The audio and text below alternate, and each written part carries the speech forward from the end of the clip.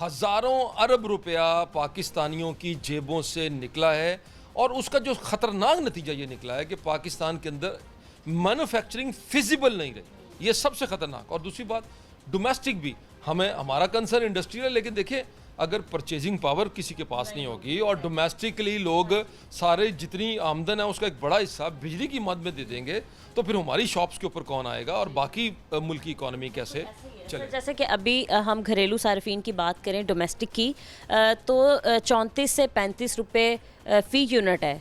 तो सर क्या आपके नज़दीक, क्या मतलब लोग, आपने जैसे कि बात की विलिंग होगी, लोगों में इतनी विलिंग पावर होगी कुछ लेने की, तो आप लोगों से रब्ता करेंगे सर। ओके है 34 से 35 रुपये फ़ी यूनिट बिजली का जो होना? इस वक्त हमारी बिजली की प्राइस है ना जी, देखिए अगर ये ओके होती है ना, मुझे बताने की ज़रूरत नहीं पड़ेगी।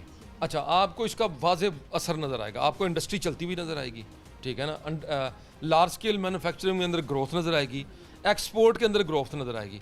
देखिए 3 साढ़े 3 साल से हम 1 रुपये की भी एक्सपोर्ट बढ़ाने के अंदर, $1 भी उसमें इजाफा करने में नाकाम हुआ है। अच्छा, तो क्या वजह है इसका? दुनिया तो जो है ना वो चीज़ें परचेज़ हो रही है ना। प्रॉब्लम ये है कि हमारी कॉस्ट ऑफ डूइंग बिजनेस अब बहुत ज़्यादा होगी। देखिए हमने सेम अगर 3 साल पहले वाली एक्सपोर्ट का फिगर भी हमने लिया ना, तो आप यकीन कीजिए कि जिस कंपनी ने 3 साल पहले उतनी ही, अगर फ़र्ज़ कर लें कंपनी ने $300 मिलियन की एक्सपोर्ट की थी, तो जो उसका प्रॉफिट था वो उससे 4-5 गुना कम प्रॉफिट के ऊपर उतनी ही एक्सपोर्ट के साथ खड़ा हुआ है। तो इसका मतलब ये हुआ कि जब तक हम, ये सबसे बड़ा बग है इस वक्त इंडस्ट्रियल ग्रोथ के अंदर, सबसे बड़ा बग है, और जब तक गवर्नमेंट इसको प्रॉपरली एड्रेस नहीं करेगी उस वक्त तक मैं नहीं समझता कि पाकिस्तान के अंदर इक्विलिब्रियम को हम प्रोडक्शन की तरफ शिफ्ट कर सकेंगे और पाकिस्तान की इंडस्ट्री को चला सकेंगे। बिल्कुल, हमने डोमेस्टिक की बात की। जो कमर्शियल सार्फिन जो अपने बिजली का यूनिट दे रहे हैं, वो फ़ी यूनिट जो है तकरीबन 60 रुपये के लगभग है। तो सर ज़ाहिर है उनको भी प्रॉब्लम का सामना है, और ख़ास तौर पे जब कमर्शियल बंदा जो है परेशान है, तो बिज़नेस कम्युनिटी को काफ़ी फ़र्क पड़ता है इससे। जी देखिए, अब गवर्नमेंट इस वक्त ये कर रही है कि हर जगह से मिसाल के तो आपने देखा होगा कि पंजाब गवर्नमेंट की तरफ से अभी जो कमर्शियल प्रॉपर्टीज़ का जो रेंटल प्रॉपर्टीज़ हैं उसके ऊपर 16% का सेल्स टैक्स लगा दिया गया।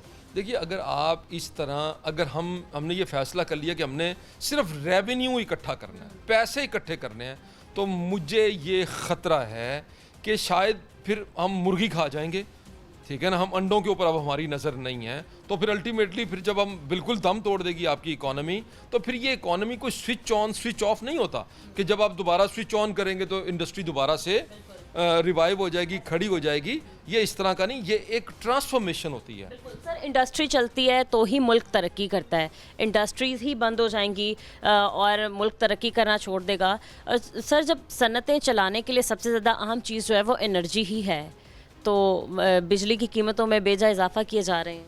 हाँ जाहिर है। देखिए मैंने को आपसे कहा कि इस वक्त हमारी जो कॉस्ट ऑफ डूइंग बिजनेस को जो सबसे ज़्यादा चीज़ हिट कर रही है वो एनर्जी है।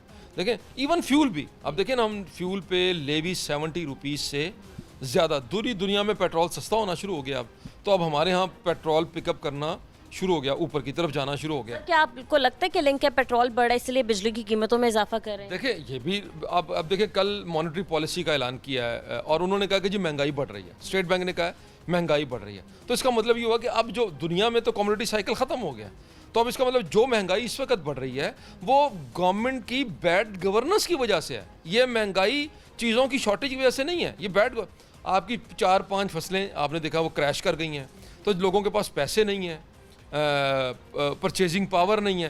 तो आइंदा भी हमें लग रहा है कि उसमें अब चीनी की मिसाल ले लें आप, तो चीनी आपने देखे ना, पहले हमने एक्सपोर्ट कर दी, फिर हमने इंपोर्ट कर दी, और इस सारे काम का नेट रिजल्ट क्या हुआ है कि चीनी तकरीबन 100 रुपये के करीब उसके इजाफा हुआ है, और इसके अलावा कोई फ़ायदा हुआ तो वो मुझे बता दें जी। तो ये है 200 तक चीनी चली गई है, और वापस जब हम इंपोर्ट कर देंगे तो लोगों का भी यही कहना है कि हमें उस मेयार की चीनी वापस नहीं मिलेगी। अगर पाकिस्तान में ही है, पाकिस्तान ही गन्ने की पैदावार करता है, तो ज़रूरत ही नहीं थी, पहले अपने मुल्क की ज़रूरत पूरी कर लेते, फिर अगर बच जाती तो शायद एक्सपोर्ट कर देते। देखिए ना, ये बदकिस्मती है ना। अब इसका जवाब कौन देगा?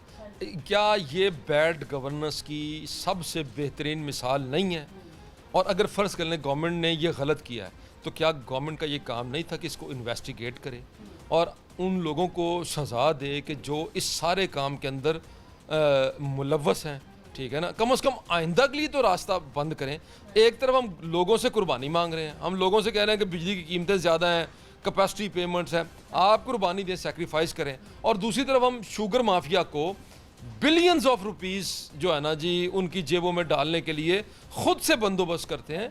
तो मेरा ख्याल है ये हैं वो प्रॉब्लम्स जो आज पाकिस्तान को कॉज कर रहे हैं।